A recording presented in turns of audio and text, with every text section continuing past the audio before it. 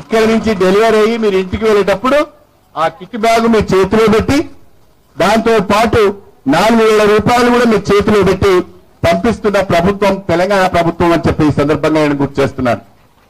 ఆ రకంగా 9 నెలల పాప వరకు అన్ని జాగ్రత్తలు ప్రభుత్వం తీసుకుంటూ ఆ బిడ్డ 2.5 సంవత్సరాలు 3 సంవత్సరాల వయసు వచ్చే వరకు ఆ పిల్లలకు అంగన్వాడీలో పెట్టి ఆ బిడ్డకు పాలు, కోడిగుడ్లు, మధ్యాహ్నం భోజనం కూడా ఇస్తున్న ప్రభుత్వం. అంగన్వాడీలో ఆడపిల్లలకు మగపిల్లలకు 5 సంవత్సరాల వయసు వచ్చేంత వరకు అన్ని రకాలుగా ఆదుకుంటున్న ప్రభుత్వం తెలంగాణ ప్రభుత్వం. మన తెలంగాణ ఆడబిడ్డలకు మేనమామ అయిన కేసీఆర్ గారు కళ్యాణ లక్ష్మి ద్వారా 75,116 రూపాయలు ఇవ్వడము నిజంగా కూడా దేశంలో మొదటిసారి.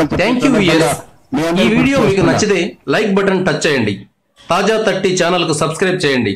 మీ మిత్రులకు షేర్ చేయండి.